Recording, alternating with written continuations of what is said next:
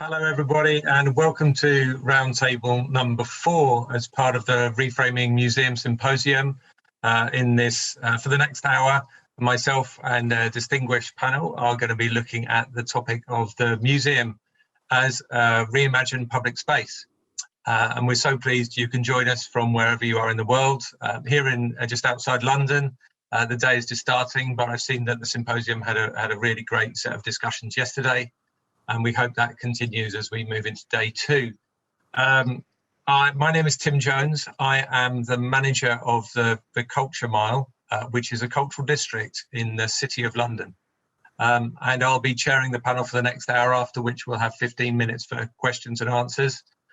We'd be really grateful to hear people's questions and comments, which you can put in the Q&A box as we go along during the discussion. I'd like to quickly introduce the panel, and then I'll be giving a short presentation just to introduce a little bit about my own working context and how it relates to this area of museums and their identity or potential identity as civic spaces. With us today we have Eugene Tan. Eugene is has been the director of the National Gallery of Singapore since 2013, and in 2019 was appointed director of Singapore Art Museum. Zeina Arida joins us, and Zeina is the director of the Sursok Museum. She has had a career in the Lebanese cultural sector for over 25 years. And Didier Fusilier joins us from France. He's had a variety of roles in that context, particularly between 1999 and 2004, leading Lille's projects for European Capital of Culture. And most recently being artistic director for the Nuit Blanche 2019, an all-night cultural event organised by the City of Paris. You're really welcome. I hope those super brief introductions to you did you justice, but of course I'm sure there's more aspects of your thinking and careers that you'd each like to talk about. We want to have a very rich discussion today, and I've encouraged in the advanced planning to the panel to overlap and join in on each other's ideas as much as possible. I'd like to briefly show a few slides just to kick off the discussions. Bear with me while I do the inevitable Zoom rifling through files to do this. Give me just a second. Yeah, here we go. So let me show this to you. So as I mentioned, so I'm Tim Jones. I work for a project that's led by the City of London Corporation in the heart of the City of London called Culture Mile. And Culture Mile is essentially an ambition to transform a portion of the centre of the city into a neighbourhood that is a major destination for culture and learning. We work in close partnership with several of the major organisations that are based in the area, which you can see here, including the Barbican Centre, which is Europe's largest multi-art centre, the Museum of London, the Guildhall School of Music and Drama, and the London Symphony Orchestra. We've been going since about 2018 and doing a lot of activity in a lot of different dimensions to really achieve this idea of connecting culture as a catalyst for change and extraordinary achievement in terms of an urban place. This, for international guests, I always show this slide, which just does its best to show you exactly where we are in the city. The red dot you see is the City of London, which is the original site of the city when it was first established by the Romans. And you can see on the right-hand side where Culture Mile sits in this northwest section of the square mile, as it's known. It is the major financial district for London, and one of the things that is written on the tin of Culture Mile is the idea of bringing culture and commerce together. So rather than seeing culture as a nice to have or an additional bit of decoration on top of the much more important financial and professional services aspects, is the idea of how can we bring the two together, bearing in mind we are increasingly understood at being at a moment where culture and creativity is necessary for commercial and business success. The nature of the work that I do with my team leads us into a lot of interdisciplinarity and a lot of connections that, in my experience over 25 30 years working in the arts, the traditional culture sector doesn't get into enough. So in our case, we work a lot with the Department for the Built Environment in the City of London, understanding how to embed culture and creativity into the streets and walkways, the design of the urban realm. This image here shows is taken from the Look and Feel strategy for Culture Mile, which is a document produced by the Department of Built Environment and shows the numerous opportunities that people see to think creatively about how this part of the city is transformed. We do have a major museum in our midst. I've just included this slide so people can to understand what's happening in terms of the Museum of London. We aim to relocate it over the next few years from its existing site, which is generally understood to be a really unhelpful site if you want a museum that's a genuinely inclusive civic space. It has the current museum site has no ground floor access, which is astonishing really when you think about where we are in terms of access and inclusion. You have to go up a lift or an escalator to get into it, or along a high walkway. And the museum team, led by its director, Sharon Ament, have been really, really concerned to reimagine the site in a much more contemporary way as something that's very inclusive, very outward facing, and does connect with the wider civic world. So these are images you can see of its imagined move to West Smithfield Markets, the main meat markets in central London. Which we think opens up a lot more dynamic possibilities for the museum, not just in terms of how it's perceived, but also in terms of the sheer number of people it can hold. So we think it's a real step change moment. And equally, I find myself getting involved with projects like this. This is the Beach Street transformation project. Beach Street is the 4th worst polluted street in London, essentially because it's a tunnel. The air quality here is really, really poor. It's on a route between the main tube station and the Barbican Centre. And part of Culture Mile's work is to examine how we can transform this into a major new reimagined cultural artery for London that can host events that can be used in terms of wayfinding and can take on a real identity, a much more powerful identity than the one that it currently has. There is also ambitions, or there have been ambitions pre the COVID-19 pandemic that will have to be revisited, I'm sure, but this is what the images looked like before the pandemic struck, for a new centre for music that would go onto the existing Museum of London site, which would be we hope, world-class music facility that would be a home for the London Symphony Orchestra, but also an inclusive centre for music of all kinds, given the history and strength of the music ecology in London and the UK. And just since I started talking about the pandemic, I'm sure it's something we'll touch on in our discussions, as well as other challenges that the panellists have been facing and thinking about in their work. In the world of Culture Mile, once the pandemic effectively shut down our major venues, we pivoted very, very quickly, I'm pleased to say, and very instinctively, to working much more locally. It occurred to us that there are lots of people who live within and very close to Culture Mile who don't necessarily have gardens or outdoor spaces, so who are trapped in flats. And a lot of those flats are only accessible by the old high walks in the city, which are at best maybe 3 meters wide. So it didn't take a genius to appreciate that we'd suddenly entered a world in which we had a lot of very anxious individual residents living in and around the district, and that we should be putting their needs first in terms of what we did as a district. So these images here show a couple of things that we've done. We established a radio station over the summer, which we made with local people and had about 10,000 listens, and it organised about 120 people to be included in it. We produced the Culture Mile play packs, which are deliberately non-digital hard copy folders that went out to recipients in and around the district who didn't have access to digital technology. So a lot of people in central London, if they are classified as below the poverty line, are very unlikely to have access to digital technology of any kind. So that whole thing about culture shifting to digital doesn't necessarily apply. So we've given out about almost 10,000 of these packs now, where they've been really well received. and this work continues, and actually I think there's an opportunity to think about how to make Culture Mile a lot softer and more welcoming for local people through what we're doing.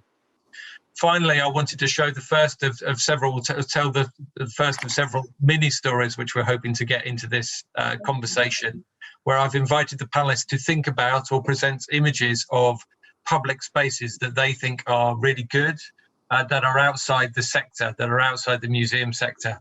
And here is mine. It comes from East London. I had lots of different examples. It was really, really hard to choose. But the idea stores in East London, I think, are a kind of quiet revolution of the library sector. They are a set of building designed by the architect David Adjaye, who's gone on to become world famous. The idea stores are essentially something that the East London Borough of Tower Hamlets decided to do when they realised that public engagement with their existing libraries was falling really, really badly. And it is a wholesale, complete reimagining of what a library can be.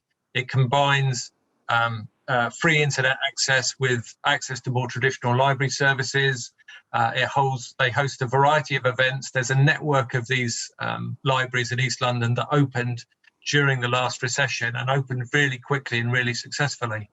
And one of the things that I find most compelling about the vision for the idea stores is the sheer amount of public research that happened before a brick was laid in terms of making these buildings happen. Careful decisions were taken to make sure that they were located at places where people already were. So you will find idea stores next to transport interchanges and next to shops, rather than parked off somewhere else in a different part of the city where somebody might need to make a visit only to visit the library. And last time I went to one, which I admit was many years ago, there was both a free food event for the Bangladeshi community, which had queues around the block, and upstairs an art group, a technology and art group, was hosting a round table with young people and television stars who had accidentally come into the building for a different event, which was exploring attitudes of how the police should behave around young people. So I'd never seen such a kind of compellingly accessible, open forum and a meaningful space that really built itself directly out of people's tangible needs as this. So I'd like to just share that as an example, just to get our brains going for this conversation today. I'd now like to introduce Eugene, and for each panelist, I've asked them to just put together a 5-minute presentation or to talk to us just on the themes of how they understand where museums sit in relation to as civic institutions or as public spaces, and really to have a free hand to talk to us from their perspective. So Eugene, please, over to you. Thank you, Tim.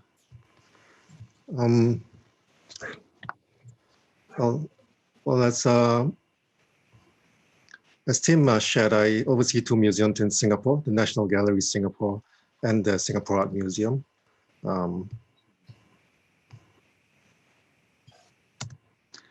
So this is an image of the National Gallery, one of the 2 museums. So when we talk about museums as reimagined public spaces, it's really about how we are rethinking the role of the museum in our day and age. I think there's a greater expectation today for museums to play a bigger role in addressing the social issues of our time. Well, last year, ICOM, the International Committee of Museums, at their General Assembly in Kyoto, proposed a new definition of museums, moving away from the current definition, which focuses on the museum's roles in acquiring, conserving, preserving art and in education, towards a much more expanded role of museums as inclusive polyphonic spaces for critical dialogue, addressing conflicts and challenges of the present, and also to contribute towards upholding human dignity and social justice, global equality and planetary well-being. Well, as you can imagine, it was a controversial proposition and one met with much opposition, so much so that the backlash resulted in the resignation of the then ICOM president and 2 other board members. So it seems that the museum world is still very much deeply divided on this issue. Why should museums advocate for social justice? Well, as cultural institutions, museums are an integral part of our societies. We are shaped by their broader culture and in turn reflect this back to our publics. But we also have the ability to contribute and drive change. But to do so, we must start rethinking the way our museums function, the values we advocate, the systems and structures that underpins the way we currently operate. But to illustrate one of the ways art museums can play a role in driving social change, allow me to share about an exhibition we organized at the National Gallery, Singapore in 2019. Titled Awakenings, Art in Society in Asia, 1960s to 1990s. The exhibition explored the complex relationships between art and society. To understand how artists engaging with experimental art forms acted as catalysts for transformation and change in society during one of the most turbulent periods in Asia. The period between the 1960s and 1990s was characterized by ideological confrontations, the rise in nationalism, rapid modernization, and a wave of democratic movements across Asia. The multitude of experimental art practices that emerged in Asia during that time reflected how artists and the wider public were awakened to the emancipatory power of art to shape and assert their identities. Artists at the time questioned conventions and challenged those around them to assume new positions of criticality in society. They questioned invisible but dominant structures of power in society and sought through their work to express the struggles felt by the marginalized with the rise of rapid urbanization and consumer capitalism. Art was relocated into the everyday reality and public space to communicate these common ideas among the people. This strong determination to effect change led to redefined boundaries for art in Asia. Artists began to experiment with new technologies and materials to capture local stories, including using their own bodies in performance art, photography, and video, and incorporating everyday objects into installations. While in the late 1960s in Japan, the Zero Jigen group, for example, intervened in the daily routines of the city. They were known for their scandalous public performances, which happened in the major areas of Tokyo, as well as other public spaces.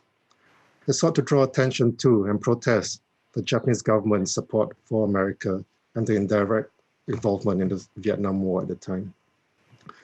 In Taiwan, artists like Chen Jieren did performances in public areas during the 1983 elections when Taiwan was still under martial law to protest against the political regime and the ban on public assemblies and demonstrations. Also, Taiwanese artists such as Wang Chunjie and Chu Lixun did works that commented about, reflected on the Tiananmen massacre in 1989 in China. In the Philippines, artists such as Pablo Ben Santos was part of the Kaisahan collective, who were influenced by Mao's ideas on art and society and used social realism as a vehicle for social change to address the social inequalities in Filipino society, the corruption and brutal dictatorship of the Marcos regime, for example. Likewise, in South Korea, artists of the Minjung art movement in the 1980s took their art to the streets and used art as agitation in the struggle for democracy. It's a response to the autocratic military dictatorship that ruled South Korea at the time. Also in Thailand, the Thailand Artists United Front, which was formed in 1974, also took their works to the street, protesting against American imperialism and the authoritarianism of the military regime and the support for America during the Vietnam War. Well, apart from artists using art to advocate for democratic rights, there were also artists fighting for other types of equalities.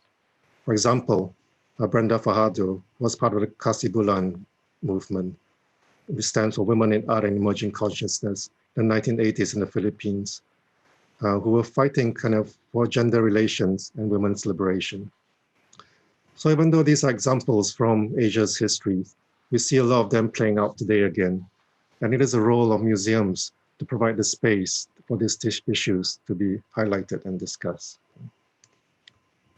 Thank you. Thanks, Eugene.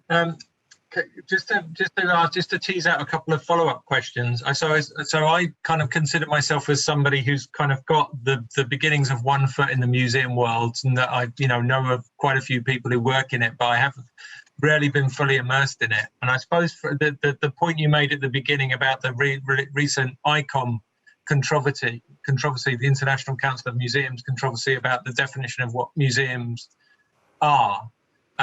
It was something I was aware of, but I think it would just really help to sort of understand, in your view, why is this controversy? It's obviously quite a radical step to push for a rebranding and a redefinition of museums in this way. And you showed us a lot of quite radical and quite edgy material. I'm also aware that museums need to, I suppose, to economically be sustainable, need to be welcoming and inclusive environments where there's a variety of family-friendly, activities that one can do, and so on. So I suppose it would be really interesting to hear just a bit more about why this is happening now, and in a way, at a time when there are so many problems in the world, why museums are challenging themselves when maybe if they were to, how can I put this, keep their heads down and say, look, we'll just keep doing the traditional thing until, for as long as we can get away with it. Why challenge yourselves in this way? Yeah, so I think there's an expectation on our different publics that museums have to reflect the values of our society back to our audiences and publics. And so we've come also under a lot of intense scrutiny over the content of our exhibitions, who they speak for, who we speak for, and also with how our institutions are run and who we represent. So I think museums have become more reflective of themselves as organizations, and also what underpins the way that we operate, which is this neoliberal system, based very much, as you said, on having to raise revenue through visitorship. And this leads to certain kinds of programming. But at the same time, as I said, yes, all these social issues that are happening around the world are something that we museums cannot ignore, and that we have a clear active role in addressing some of these as well. I think our contemporaneity is really marked by the differences that we see today in all aspects of our life. And this relationship that we have with everyone and with the world and with people is heart of what contemporary art is today. And this is what museums also then have to address, I think. So fundamentally, it's a case really of the public being sufficiently well educated and kind of alert to the dynamics of how institutions work, and perhaps that our populations getting increasingly diverse and connected and being able to join the dots on things, and so their expectations about what these institutions do and the role that they take has increased substantially in recent years. Yes, the feeling that museums are there for a particular class of society, and that there are those who feel excluded from it, from the way they are represented by the museum. That's why increasing access, diversity and inclusion for a lot of museums is a key priority now, for example, but also who we speak for and what we represent as museums, also something museums have to think about. That's brilliant. Thank you very much.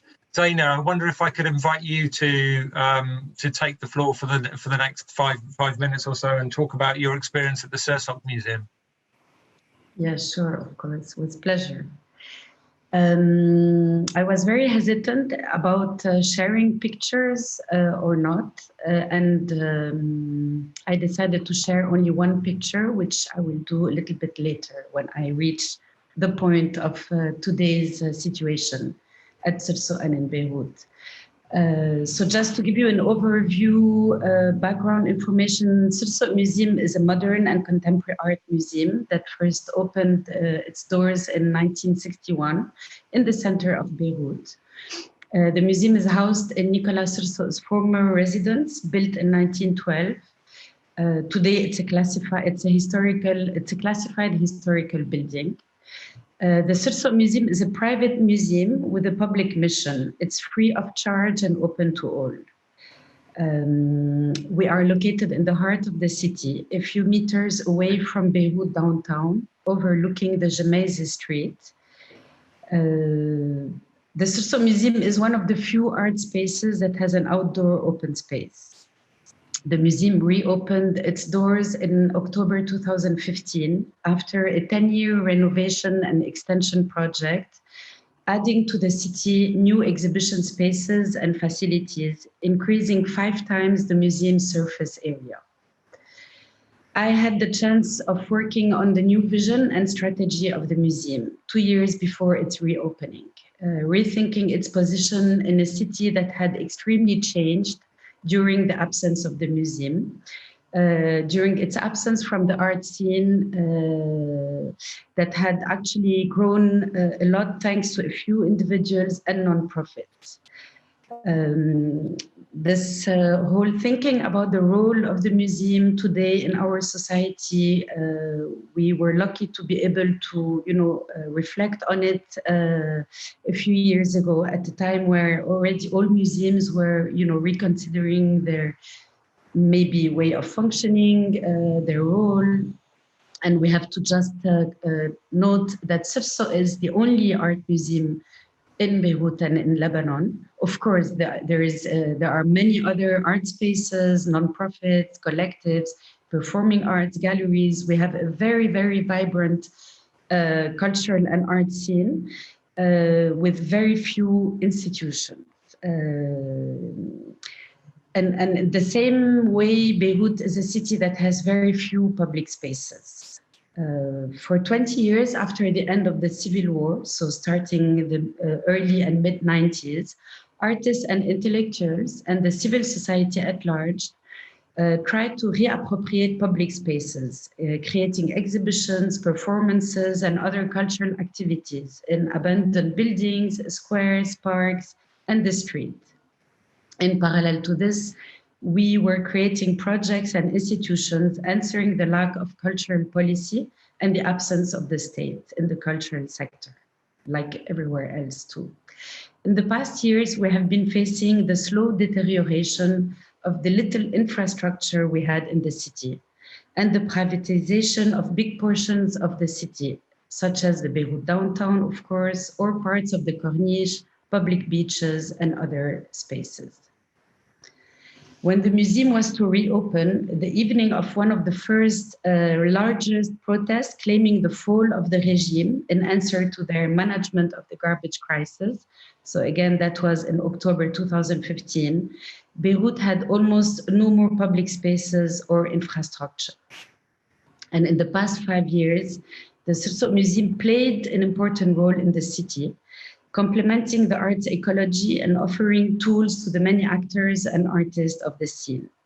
We built numerous partnerships with universities, art spaces, collectives, supported artists, and co-produced a number of exhibitions, as well as organized public programs with other Lebanese foundations and nonprofits. The museum acted as a much needed public space, calling for local and international collaborations, attracting a wide and diverse audience. I remember before the reopening of the museum, there were a number of journalists asking me how many visitors we expected per year.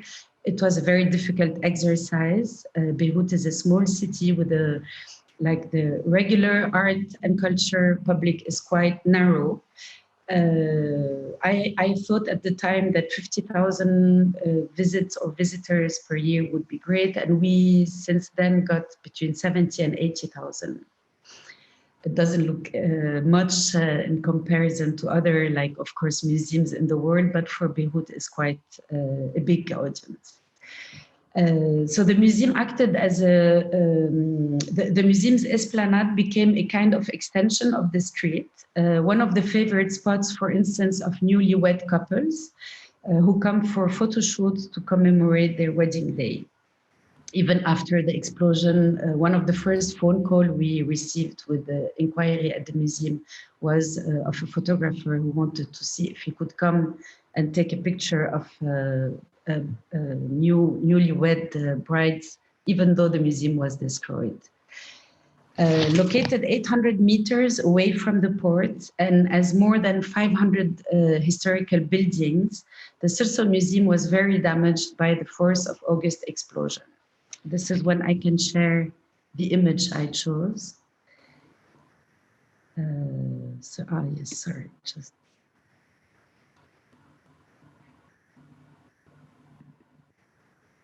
So this is the museum before we actually closed it in a temporary way to protect it from the rain. So the Surso Museum was very damaged by the 4th of August explosion. Not only the original fixtures of the historical building were destroyed by the blast. This is, windows, doors, all the tainted glass, original or the one that was done with the renovation, but also a number of modern equipment that were part of the renovation. We, of course, unfortunately, also have a number of artworks that were damaged, 57 exactly among the 130 that were exhibited. Ironically, we were lucky that this explosion happened during COVID-19 pandemic because we only had one temporary exhibition apart from the permanent collection. Usually we have 4 exhibitions in different spaces, and we had also very few loans. And this was, of course, the first thing we thought about when the explosion happened was that 6 months earlier, we had 20 works from Picasso by the landed by the National Museum Picasso in Paris. And of course, it was such a relief, that the works were gone and safe back in Paris. But I need to say that the explosion and its damage, or even COVID-19, are not the only challenges we are currently facing.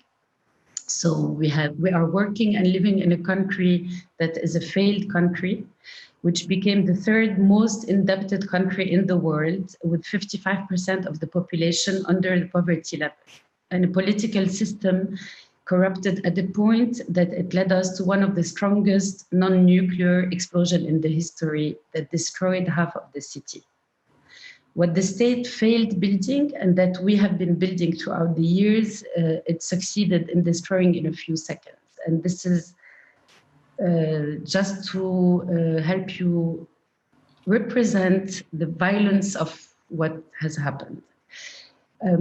Today, of course, we have to rebuild the museum and restore the artworks, but we cannot think that this museum is nothing in a destroyed city without its artists, who are all in a way leaving the country.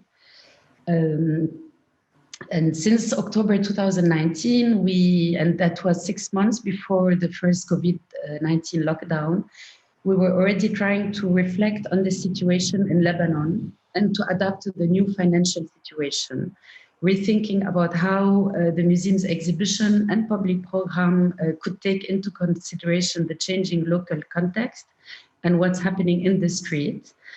But then we had the lockdown, then we had the explosion. So it is a lot of data to process. It is a lot of different issues and challenges we need to take into consideration. Now we have a year to fundraise. We need to raise $3 million in order to reconstruct and repair. We are not so much worried about, we believe the museum has the visibility it needs in order to succeed in raising the necessary funds. But we also believe that it is most important to support the whole art and cultural scene and its reconstruction. So I didn't talk about the area actually, that when Tim, you were showing, London and this whole center that you are involved in, that is run by the city. We of course have nothing such as an art center or even a museum that is run by the city.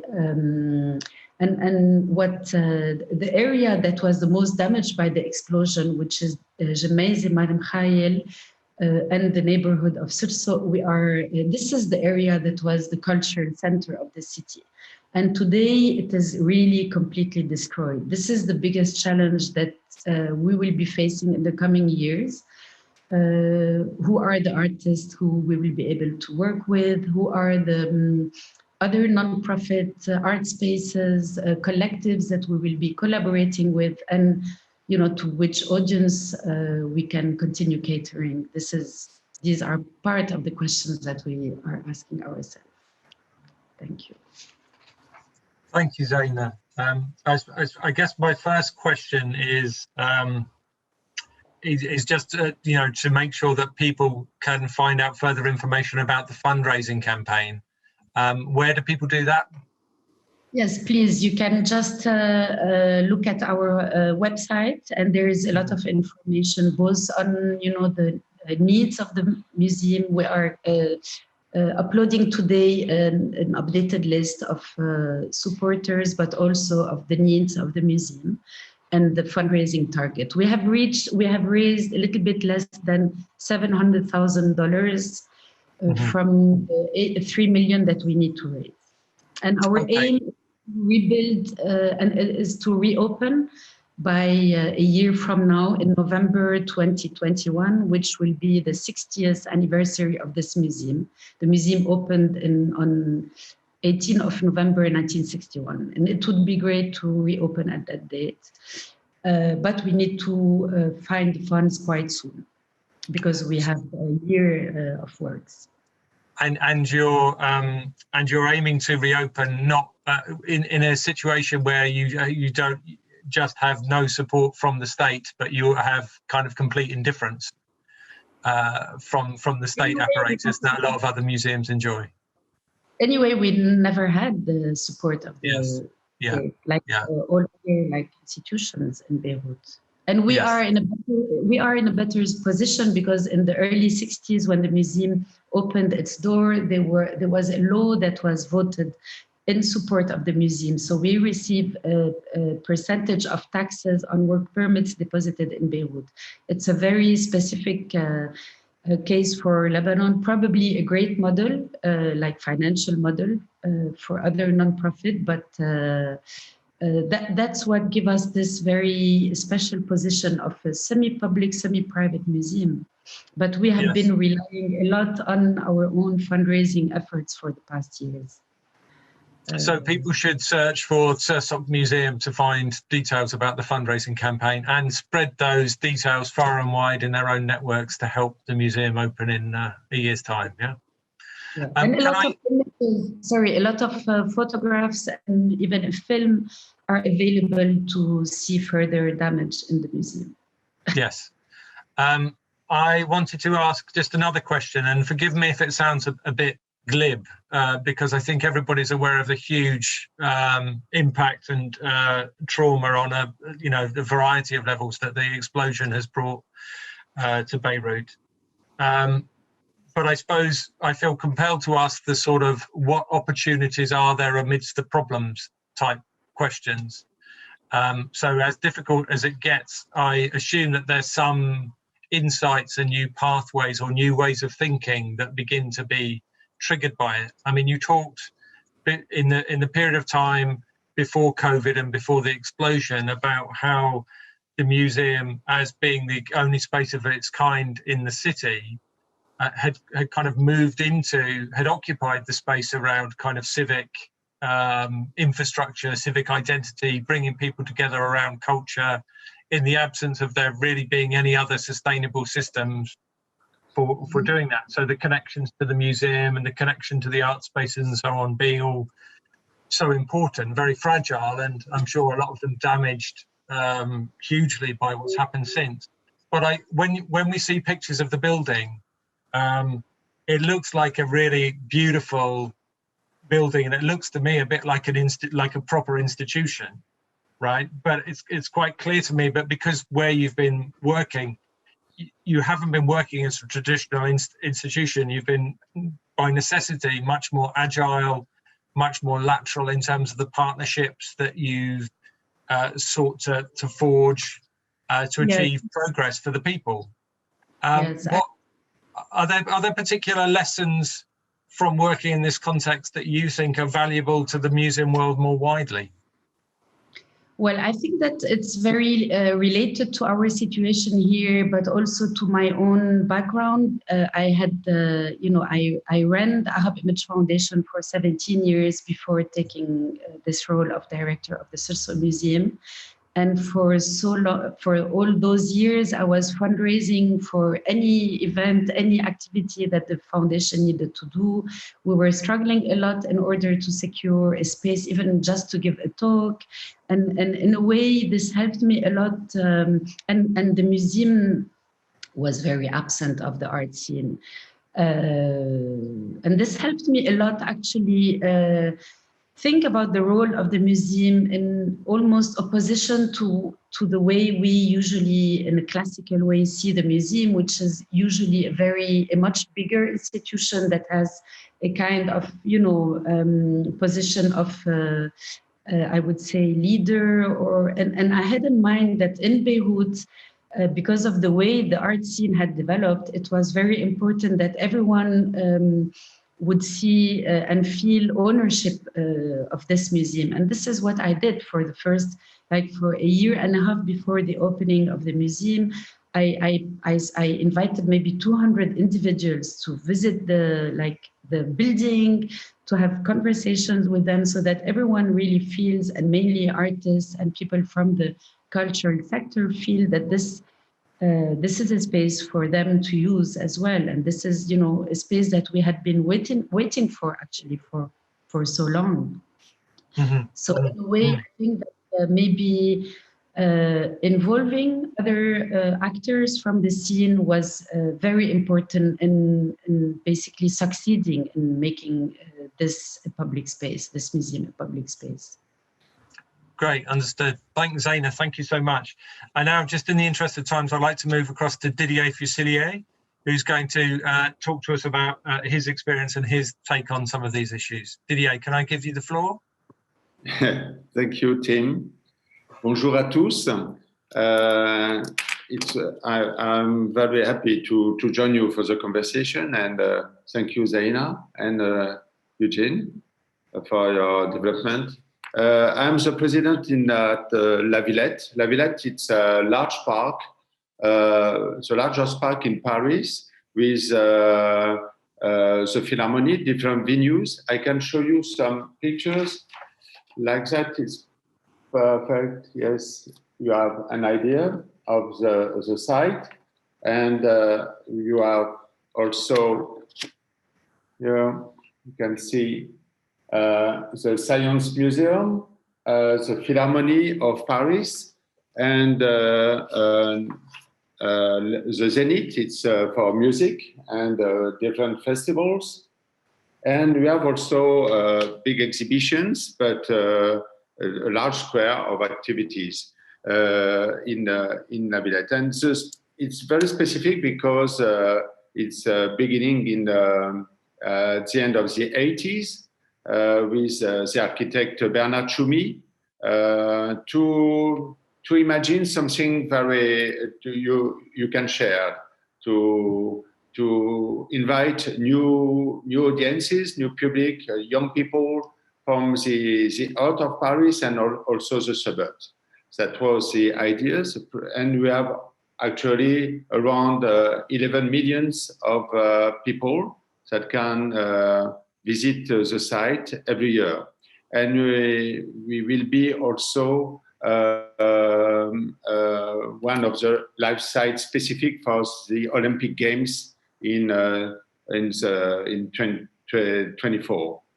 And this is interesting because we can organize in La Villette, for instance, some big festivals, music festivals, but also exhibitions like TeamLab, the Japanese group, but also Tutankhamon. It was a very big success with 1,500,000 people. They visited the exhibition last year. But we are preparing also Napoleon, like a biopic about the emperor of France in the two centuries ago, and it's to show you for the 2022 we have also the idea to co-produce an exhibition with Jean Tinguely, for instance, is to show you the diversity of the activities we can have here. But it's also an outdoor space. You can have sport. It's open every day, day and night, 7 days a year, and it's very, very strange because we have to invent every year new events, but also new links between people and artists. We have a lot of residencies also in the park, and exhibitions outdoor, like Visa. It's a photojournalism festival with big pictures in the actuality. And we have, of course, that year image from Beirut, and it was very impressive for the audience. It's audience have not the idea of museums; they don't visit them, but they can have an impact in the nature with the actuality of art, for instance. We developed also since 4 years a new concept. The concept is the microfolie. Microfolie is it's a new network, very small or very big. It's a mix between a digital museum, bringing together artworks from French national institutions like Château de Versailles, Le Louvre, Centre Pompidou, or National Opera, or Philharmonie orchestras. Is living arts, but also exhibitions.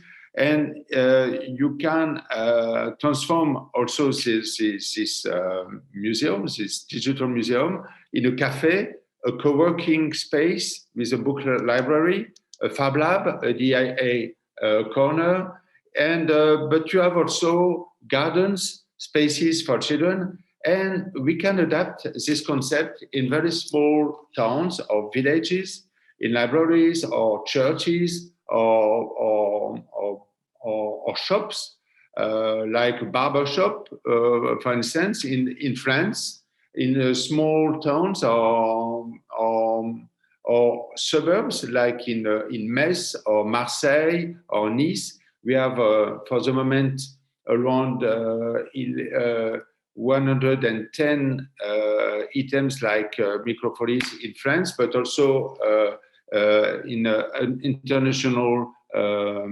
areas like Shanghai, New York, or Bogota, and next in Cairo, and also in Kinshasa. It's very strange because you have the same contents, but you can mix with local attractions, local artists.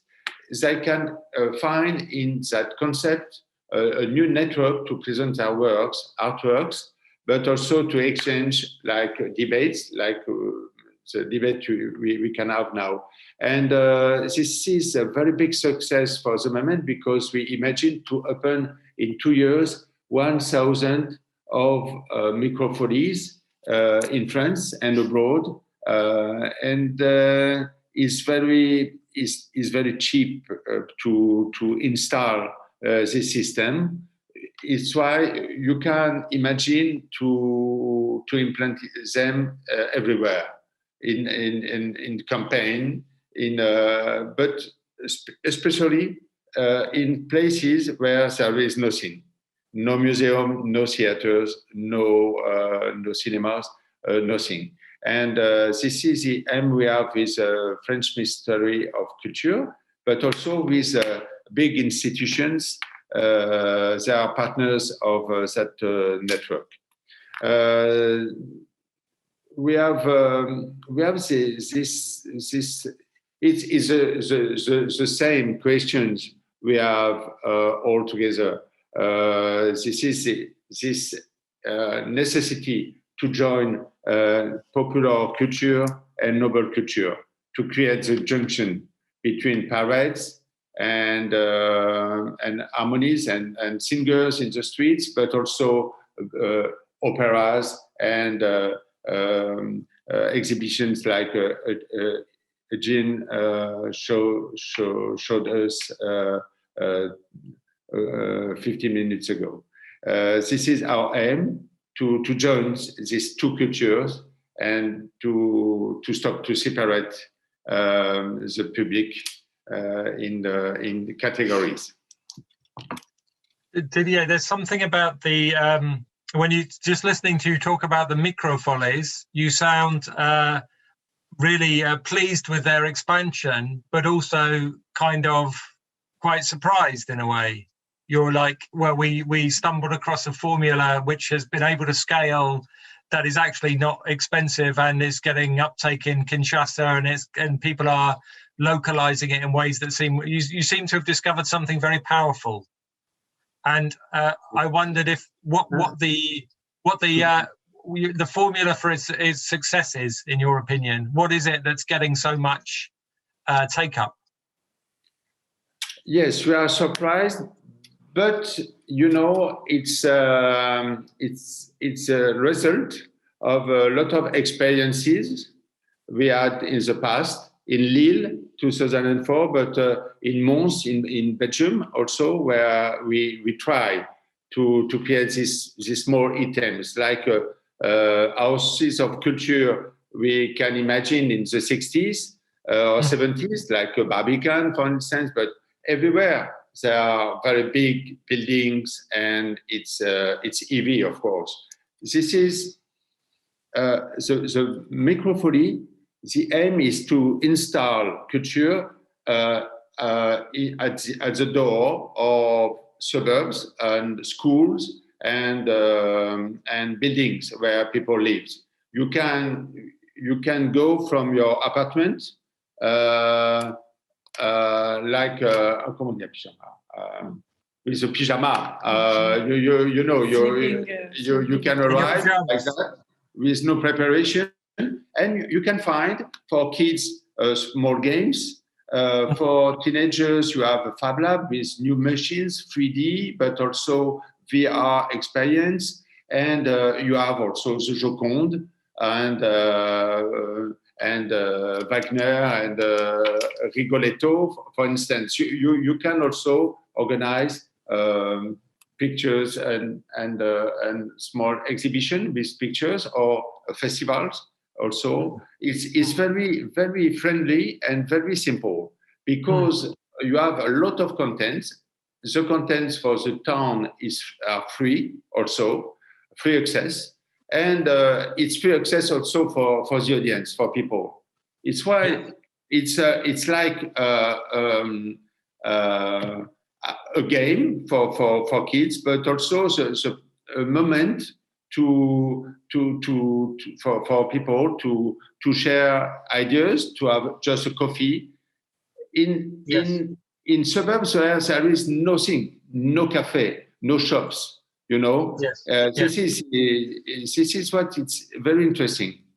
That there's a feeling I have that you and I work in quite a similar kind of context, and dealing with similar sets of relationships and opportunities, in that a lot of your work is outdoor, large scale, large audiences, mix of artistic forms and relationships, and very, very, very much based on a place.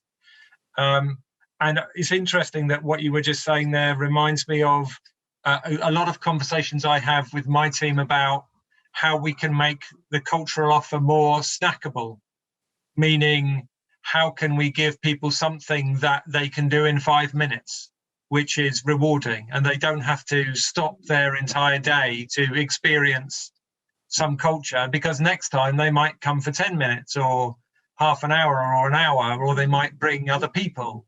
But the idea that you have to commit 2 hours and sit in the same seat for 2 hours, or you have to, or that, you know, culture has to be very intense and demanding to exist at all, is something that obviously alienates a lot of people.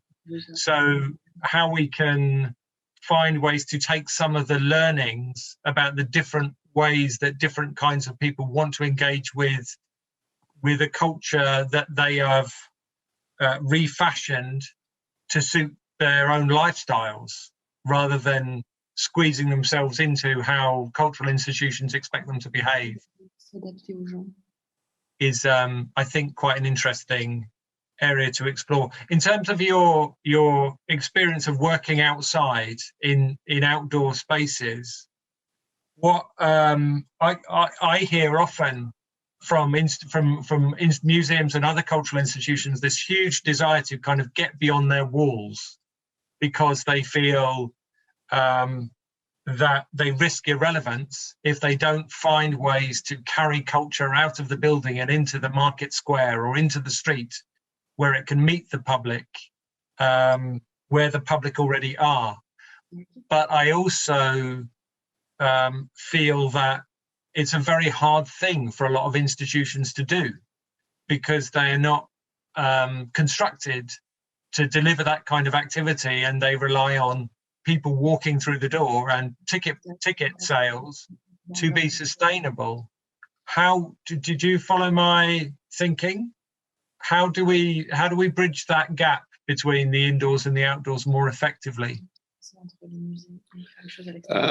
It's a difficult question. It's an eternal question because it's not easy to convince, of course, people to go into museums because you need to have culture, you have to need the sense of that.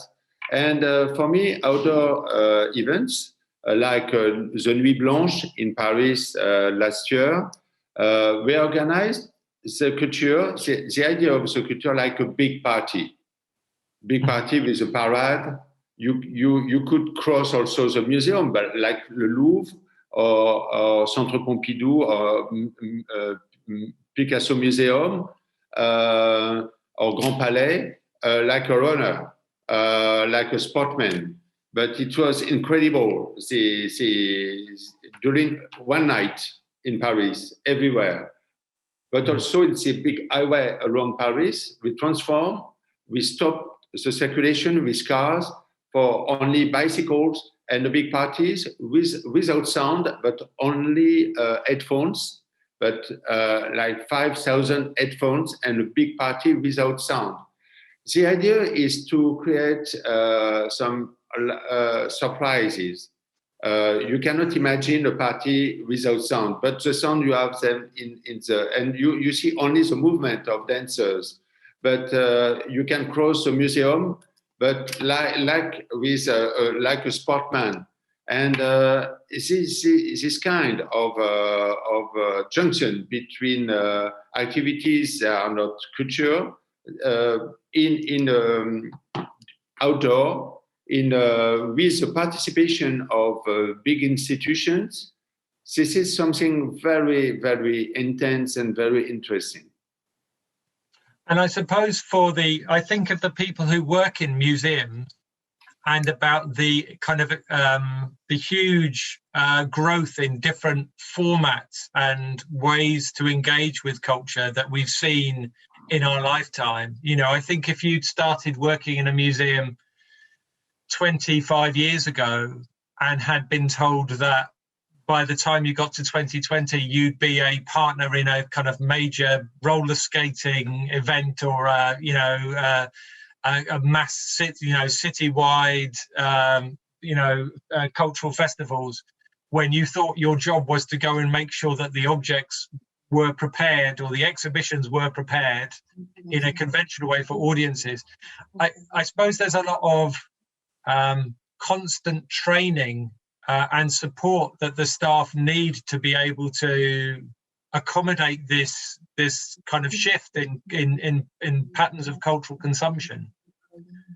Eugene, I just wondered how you think about your teams in the museums that you run and how to support them to continually keep you've talked a lot about pushing to keep the museums as relevant, as critically relevant as possible, and what your staff teams need to be at the right point to be able to contribute to that.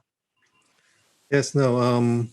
So what when I show you the picture of the National Gallery, what you didn't see in front of us was this big field, and this is where we usually have a lot of outdoor festivals and events, and the visitorship to these festivals and events. Often the same number of people that come in through our museum each year, which is about 1.5 million people, right? So they attract a lot of people, and we have teams that are thinking of different ways to engage audiences across all different age groups, demographic groups. But I think the challenge is really how to get them to think of these engagements not as just as entertainment, but as kind of more meaningful experiences. And this is where we work with artists to see how we can make this a process of collaboration, co-production, where we also, hopefully one day, also co-produce meaning with all these visitors that come in to attend our festivals and public kind of events as well. So can you give us an example of something in that context which you think has been really successful?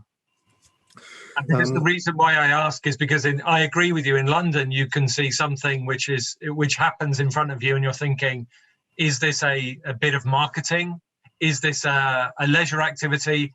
Is this a critical artist-led exploration of public space? You know, and you don't instantly know, and people make decisions like that about whether to stop or not. So it's kind of very emergent area. So we work with a lot of artists to create these programs, and I guess that's where the relationship between our programmers, curators, and the artists is very significant in ensuring that there's a level of criticality in the kind of experiences that the artists are providing, so that the audiences don't just see them as a bit of fun, but they go away thinking that, it helps them to think about something deeper in their world in a different way as well. Yeah.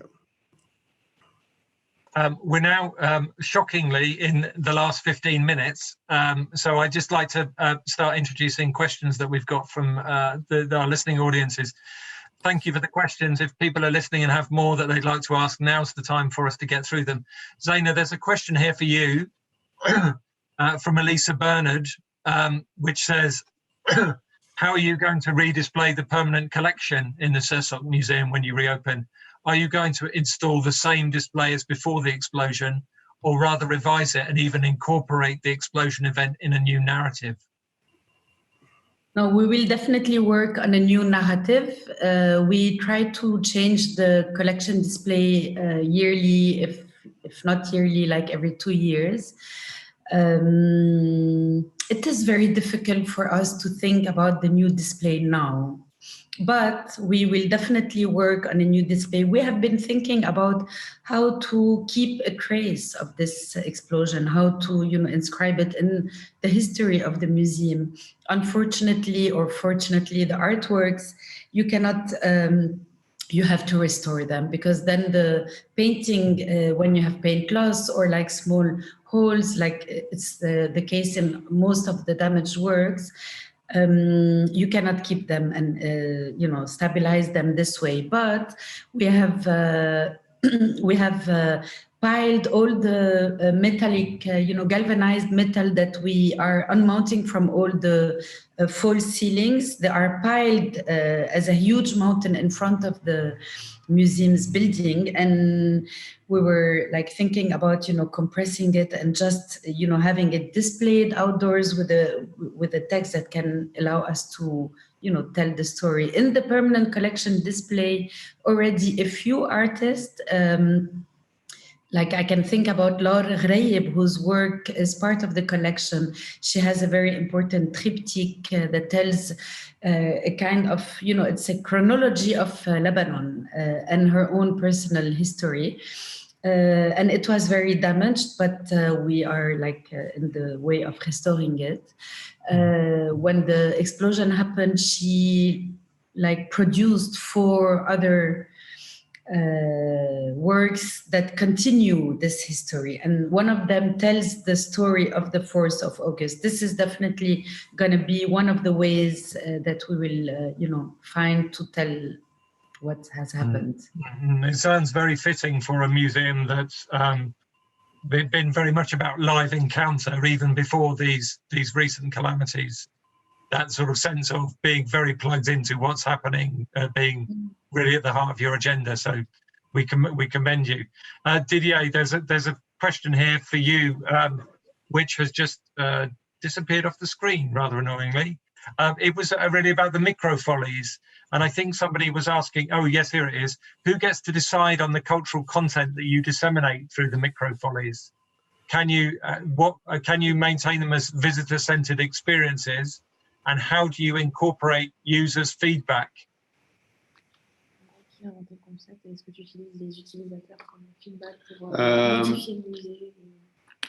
This is yes, it's an initiative from La Villette. We begin in a small town near Paris, in Sevran, who is a suburb very, very young. And immediately with French Minister of Culture at that period, it was Fleur Pellerin, and 12 directors of big institutions in France, we decided to try something very new, to use the digital possibilities we have to actually, because we have pictures of the treasures of the nation, incredible, like the Dos de Cana of Picasso in high definition. And of course, in front of you, you have a small tablet. And the tablet offers you the possibility to choose your artwork.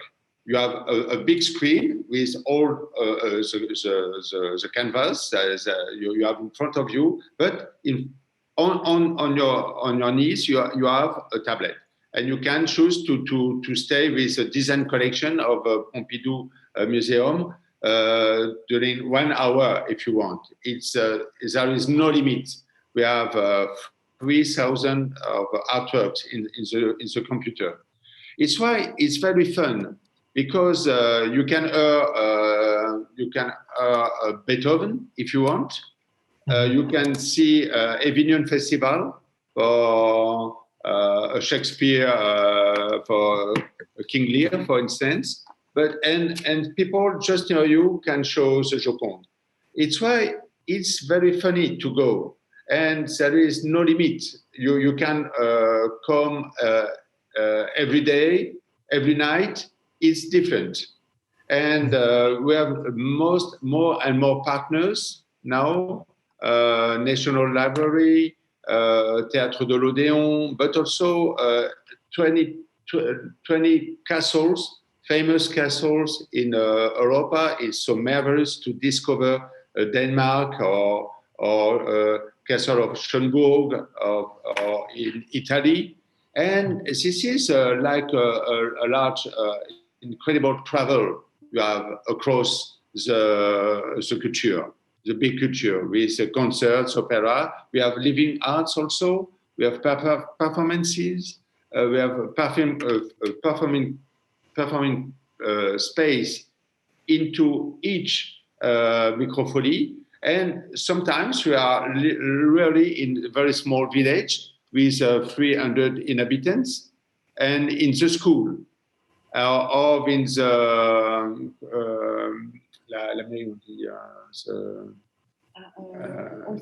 the old city, for instance. You can also, but you can also organize something outdoor in the summer.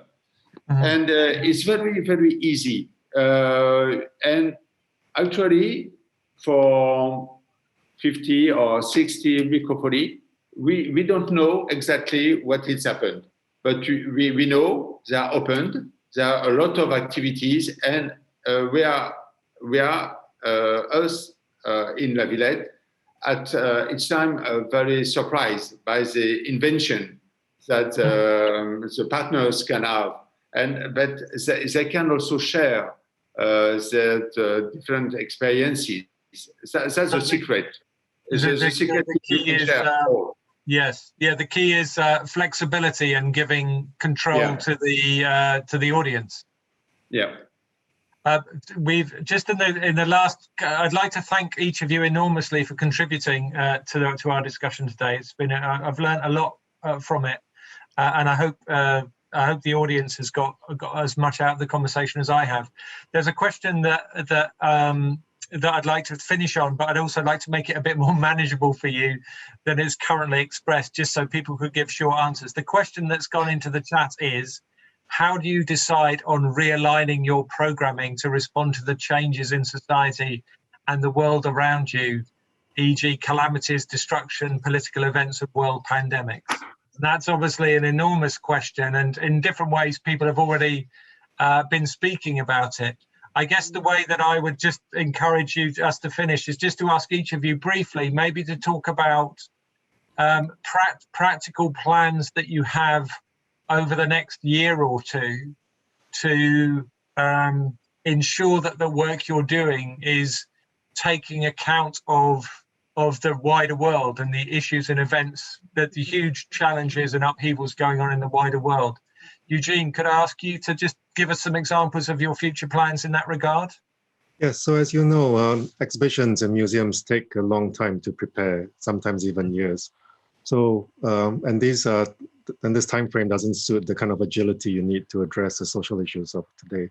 So it's really down to our programs teams and the kind of conversations that they kind of organize and discuss, drawing from some of the themes today, but also relating them to work from our collections and our permanent galleries.